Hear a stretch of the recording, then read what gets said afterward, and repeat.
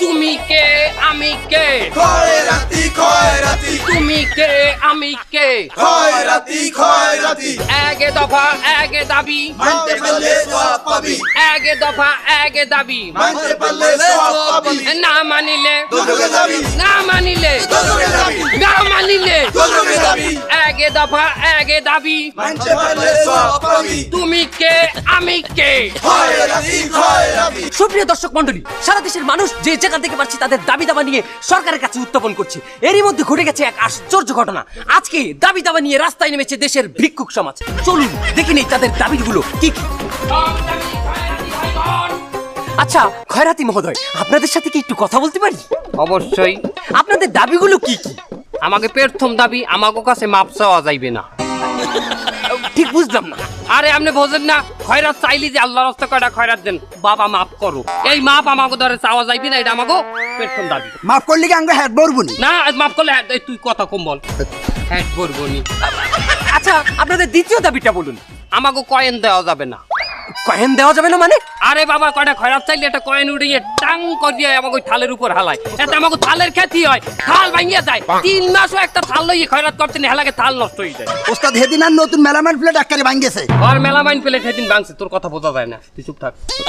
তার মানে আপনারা কয়েন নেবেন না? নেবো, বিটকয়েন নেব। বিটকয়েন দেওয়া যাবে। বিটকয়েন এই ফির হেলারা খাইবে মাইর। ওস্তাদ আঙুল্লাই একটা আলাদা করে ব্যাংক লাগবে, ব্যাংক করতে হবে। ওর কথা অনেকে বুঝবেন না, আমি ট্রান্সলেশন করে দিই। আমাকে একটা ব্যাংক লাগবে। স্টেট ব্যাংক অফ খয়রাতি। আচ্ছা আপনাদেরকে আলাদা করে ব্যাংক দিতে হবে কেন? আরে আমাকে টাকা পয়সা আমরা ব্যাংকে রাখবো, ঘরে রাখা যায় না, চোর ডাকাত বাটপারের জন্য। তাছাড়া সেরা নোট ফাটা নোট নিতে চাই না, ওই আমরা আমাকে ব্যাংকে রাখবো। আচ্ছা বুঝতে পেরেছি, আপনাদের এই দাবিটি কতদিনের মধ্যে মানতে হবে? 24 ঘন্টার মধ্যে যদি আমাকে দাবি না মান্য নেওয়া হয়, আমরা 24 ঘন্টার একটা অ্যান্টি মলম দিলাম। আরে মূর্খর দল, ওটা এন্টি মলম নয়, ওটা আলটিমেটাম। ওই তো 24 ঘন্টার আমরা আন্টি আর ম্যাডামকে দিলাম, এর মধ্যে আমাকে দাবি মান্য নিতে হবে। আচ্ছা আপনাদের দাবি মনে করেন কেউ মানলো না, তখন আপনারা কি করবেন? যদি না মান্য হয়, আগামী কালকে বেন্যাকালে আমরা কি না বঙ্গভবন বঙ্গভবন ঘেরাও দেবো। আরে খয়রাতির ঘরের খয়রাতি, বঙ্গভবনে তো রাষ্ট্রপতি থাকে, সে কি দোষ করেছে? কি করেন, বঙ্গভবনের রাষ্ট্রপতি থাকে? কবে থেকে সে ওখানে থাকে? আরে সে অনেক আগে থেকে থাকে, আপনি রাষ্ট্রপতিকে কেন ঘেরাও দেবেন? বাইরে নাম নিয়ে একটু বললে দেন তো, কোন ভবনটা ঘেরাও দেওয়া যায় ভালো হয়? তোমাদের যে দাবি নিয়ে তোমরা রাস্তায় নেমেছো, তাতে আমার মনে হয় তোমাদের হাওয়া ভবন ঘেরাও দেওয়া উচিত। হাওয়া ভবনে ঘেরাও হবে। ঘেরাও হবে। ওস্তাদ ভুল হইছে। হাওয়া ভবন তো টর্চার সেল। কি কথা, টর্চার সেল কি? ওস্তাদ দিয়ে ওই যে বাটাম দেয়, বাঁশের ডলা দেয়। ওমা না, ওরা তাহলে কি ভবন ঘেরাও দেবো? ওস্তাদ সামনে বড় যেটা পাবো ওইটাই ঘেরাও দেবো। এনি ভবন ঘেরাও হবে। এনি ভবন ঘেরাও হবে। তুমি কে আমি কে খয়রাতি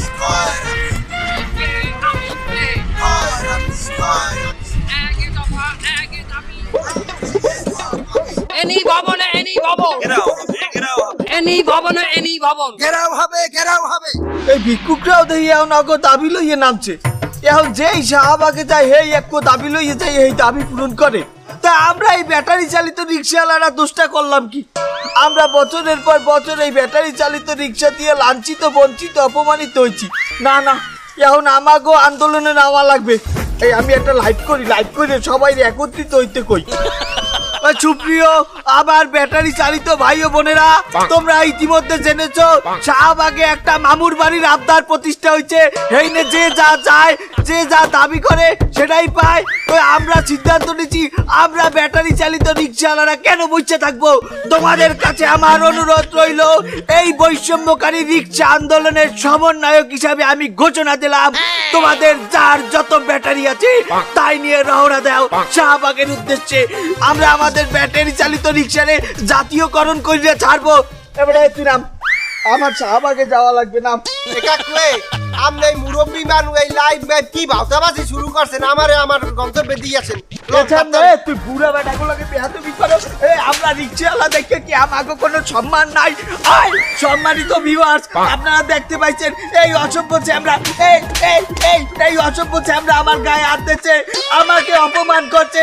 আমি একজন ব্যাটারি চালিত রিক্সাওয়ালা দেখে আমার এই অপমান আর কতদিন সহ্য করব?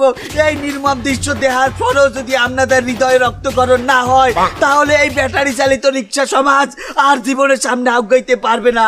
তাই আপনাদের কাছে অনুরোধ, আপনাদের যার যা কিছু আছে তাই নিয়ে শাহবাগের উদ্দেশ্যে রওনা দিন। এই অসভ্য চামড়া,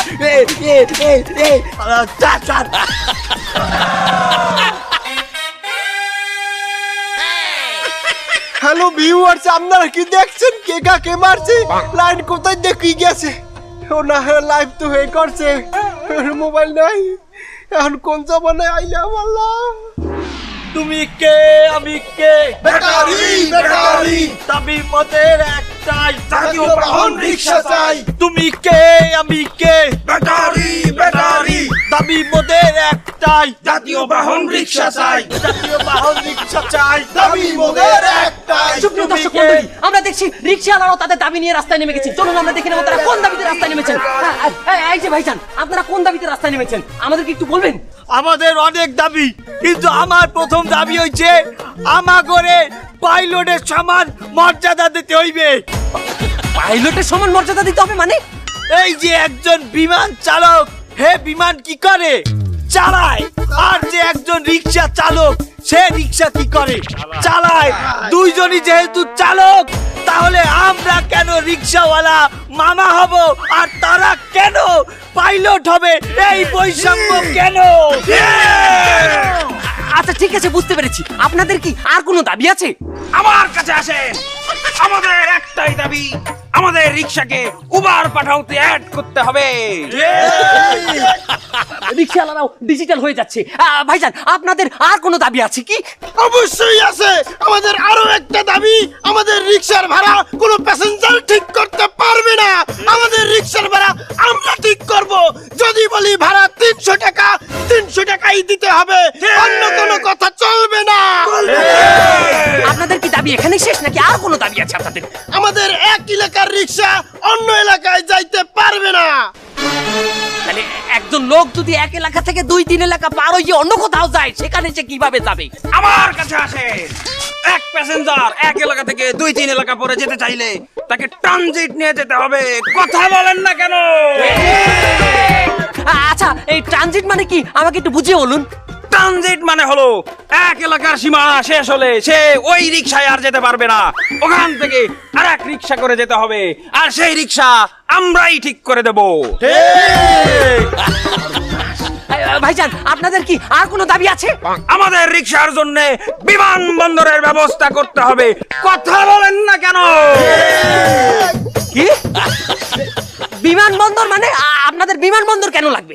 বিমান দাঁড়ানোর জন্য যেমন বিমানবন্দর আছে, আমাদের রিক্সা কোথায় দাঁড়াবে? আমাদের রিক্সা দাঁড়ানোর জন্য তাই একটা বিমানবন্দর দরকার। কথা বলেন না কেন?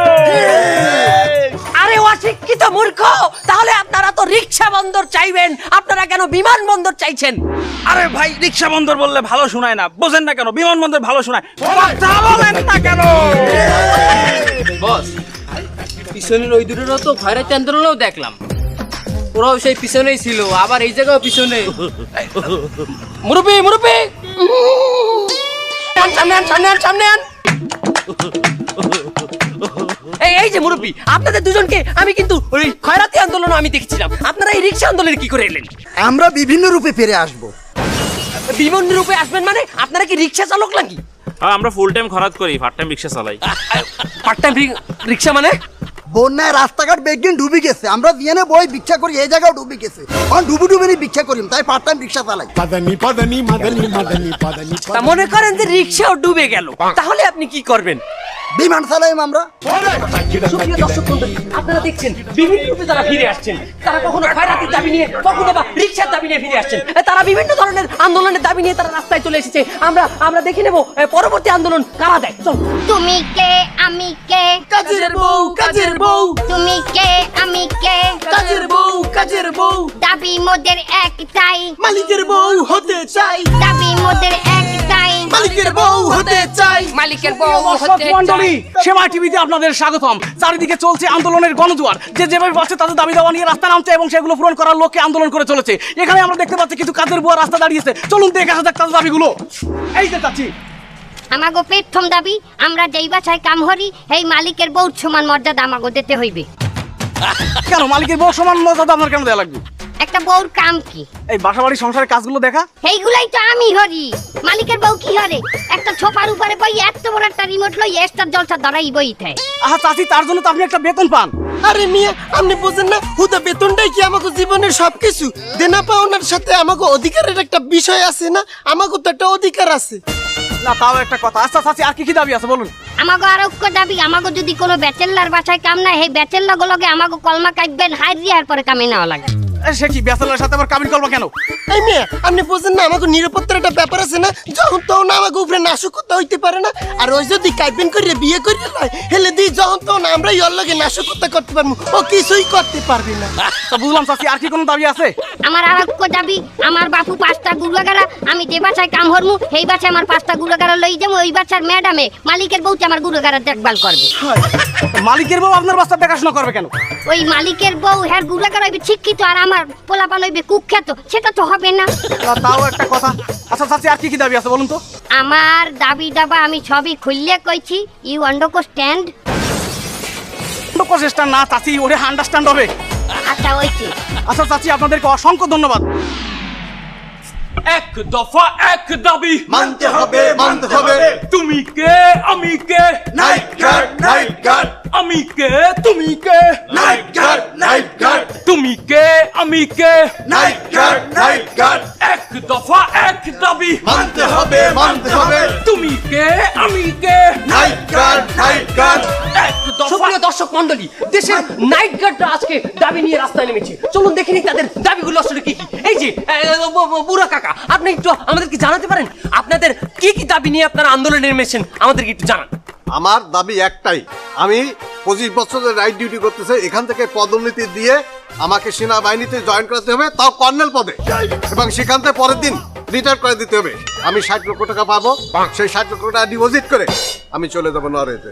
মুরব্বি মুরব্বি কর্নেল পদ আমার আমার আপনার কেন? এই দাড়ি দিয়ে কথা বলবা না, আমি কিন্তু সমন্বয়ক। আপনি সমন্বয়ক মানে? আমি হলাম প্রধান সমন্বয়ক। আপনারে আমি সমন্বয়ক বানাইছি কেন? কারণ আপনি একজন মুরব্বী মানুষ আর আমার এই আন্দোলনে একজন মুরব্বীর খুবই দরকার, এই জন্য আমি আপনারে সমন্বয়ক বানাইছি। বাস যখন নিছো আহলে বাস, বোঝো আহলে বাস আসা বাস, তাতে সহ্য করাই লাগবে তোমার। সুপ্রিয় দর্শক মন্ডলী, আমরা আরেকজন সমন্বয়কের সাথে কথা বলে নেব। জি, আপনাদের দাবিগুলো একটু বলুন। আমাদের দাবি একটাই, আমাদেরকে বাংলাদেশ সেনাবাহিনীর মর্যাদা দিতে হবে এবং বিদেশে মিশনে পাঠাতে হবে। আপনি একজন নাইট গার্ড, আপনি সেনাবাহিনীর মর্যাদা নিয়ে আপনি বিদেশে গিয়ে কি করবেন? নাইট ডিউটি করব। আপনি মিশনে গিয়ে নাইট ডিউটি করবেন? কেন? তাদের কি নিরাপত্তা লাগে না? তারা কি রাত্রে ঘুমায় না? ঘুমায়, কিন্তু আপনি তো নাইট গার্ড। আপনি কি বুঝছেন কোথায় নাইট গার্ড কোথায় সেনাবাহিনী? আচ্ছা, বাংলাদেশ সেনাবাহিনী তো দেশের পাহারা দেয়, আমরাও তো রাত্রি সারা এই যে বিল্ডিং তারপরে মানুষের জানমালের পাহারা দিই। এটা কি পাহারা না? আর এটা কি আর তাছাড়া আমরা যে মানুষের পাহারা দিচ্ছি, আমাকে পাহারাটা কেটে দেবে? আমাদের নিরাপত্তাটা কোথায়? কেন, আপনি কি কোনোদিন কোনো নিরাপত্তাহীনতায় ভুগেছেন? কোনো কাহিনী আছে এমন কোনো? অবশ্যই আছে, তাহলে শুনবেন। জি বলুন। একদিন রাত্রে আমি ডিউটি করতেছি, হঠাৎ করে আমি রাত্রে একটু বাড়ি গেলাম। বাড়ি যাই দেখে আমার বউ নেই। আপনার বউ কি কোথায় গেছে? বাপের বাড়ি? না, নিতার বাড়ি। নেতার বাড়ি? আপনার বউ নিজে গেছে নেতার বাড়ি? না, নিতা তুলে নিয়ে গেছে। কি বলেন? আপনার বউকে আর ফেরত দেয়নি নেতা? অবশ্যই ফেরত দিয়েছে, 90 দিনের মধ্যে ফেরত দিয়ে গেছে। সুপ্রিয় দর্শক মন্ডলী, আমরা দেখতে পাচ্ছি ওনার বউ 90 দিনের ভিসা নিয়ে নেতার বাড়ি গিয়েছিলেন এবং আবার পরে ফিরেও এসেছেন। আরে না, আমার বউরে নিতা তুলে নিয়ে গেছে, 90 দিনের মধ্যে ফেরত দিয়েছে। ওরে বাবা, তুই নিছিস নে, তুই কেন ফেরত দিলি? এখন আমি এমন একটা ফাটা বাসে আটকাই গেছি, বউরে ছাড়তে পারতেছি না, নতুন একটা বিয়েও করতে পারতেছি না। সুপ্রিয় দর্শক মন্ডলী, আমার মনে হয় ওনার দাবি আসলে খুবই জোরদার এবং যৌক্তিক দাবি। আমরা চলে যাব। সুপ্রিয় দর্শক মন্ডলী, আমরা ওপাশে দেখছি কিছু ছেলে পেলে চুলে কালার করে দাঁড়িয়ে আছি। আমরা দেখবো তাদের দাবিগুলো আসলে কি কি। চলুন। এই যে ভাই, আপনারা চুলে কালার করে এক দফা এক দাবি নিয়ে দাঁড়িয়ে আছেন, আপনারা আসলে কারা? আমরা আর্মি। সর্বনাশ, আপনারা আর্মি? আপনারা কেমন আর্মি? আপনাদের পোশাক নেই, আপনাদের চুলে কালার করা, আপনারা কেমন আর্মি? আমরা বিটিএস আর্মি। BTS army? এইটা আবার কি? এটা বোঝেন না, ওই যে বিটিএস আমাদের একটা গ্যাং আছে, সেটা বিটিএস, আমরা সেই মেম্বার, বিটিএস এর মেম্বার আমরা। আচ্ছা আপনারা রাস্তায় কোন দাবিতে নেমেছেন? আমাদেরকে আর্মির মর্যাদা দিতে হবে, বাংলাদেশ আর্মি। তোমার আর্মিতে চাকরি দেবে, তোমার এখন দেওয়া উচিত র্যাবের হাতে। আপনারা বাংলাদেশ আর্মিতে জয়েন করে কি করবেন? আমরা মিশনে যাব। মিশনে? কোন দেশ? আফ্রিকা? এই বল কোন দেশ? কোরিয়া। কোরিয়া? কোরিয়ায় কেন? কোরিয়া তো আমাদের হেডকোয়ার্টার, আমাদের যে নায়ক গায়ক সবাই তো কোরিয়া থাকে, আমরাও কোরিয়া যাব। তাহলে কোরিয়ায় গিয়ে আপনারা করবেন কি মিশনে? আমাকে একটু খুলে বলুন। আমরা সেখানে গিয়ে আমাদের যে আর্মিদের কনসার্ট হয় সেই কনসার্টে অংশগ্রহণ করব। তা আপনারা কি শুধুমাত্র কনসার্ট দেখতে চান মিশনে? না, আমরা কনসার্ট দেখবো না, আমরা সেখানে পারফরমেন্স করব। কি পারফরমেন্স? এই আই সুখী লজ্জা কি চল ঘাটি চল, দাঁড়িয়ে থাকুক নারী দুষ্টুর দল। বন্ধু ব্যাগ দিকে যেভাবে সব দাবি দেওয়া মানে রইতেছে, চল এই সুযোগে আমরা ওই দাবিটা আবার উড়াই। কোনটা? নোয়াখালী বিভাগ চাই। আর মনে হয় মাইনতো নরে, আরে আমরা নোয়াখালীতে যাই আর লক্ষ্মীপুরে লই আমরা আলাদা আন্দোলন করবো। ভাই নোয়াখালী বিভাগ চাই মানে আমাদের সমন্বয় করছে খুলনা, দরকার হলে আমরা খুলনা বিভাগ যাবো, নোয়াখালী বিভাগ হয় কেমনি? এই হালা, খুলনা তো অলরেডি বিভাগ আছেই। আমি তো ইমোশনাল হয়ে গেলাম। কি হয়েছে? কেন? খুলনা বিভাগের আমি জানলাম না। বস দেখেন, ওই যে নোয়াখালী দুটো এই আন্দোলনও আইছে।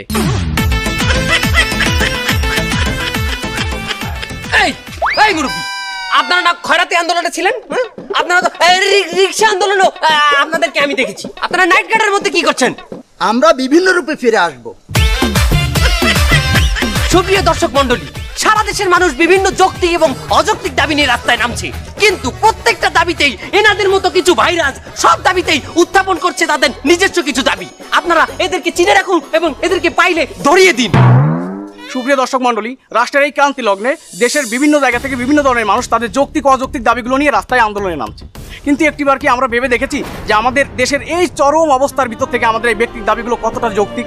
আমরা যদি আমাদের ব্যক্তিক দাবিগুলো নিয়ে এখন এইভাবে রাস্তায় নামি, তাহলে সরকার কিন্তু দেশ গঠনে নজর দিতে পারবে না। এর ফলে কি হবে? আমাদের দেশ আরো পিছিয়ে যাবে। তাই দেশ এবং জাতির অগ্রগতির জন্য আমাদেরকে আরো কিছুদিন ধৈর্য ধরতে হবে। আমরা এতদিন ধরে ধৈর্য ধরে রাখতে পেরেছি, আর কিছুদিন কি আমরা পারবো না?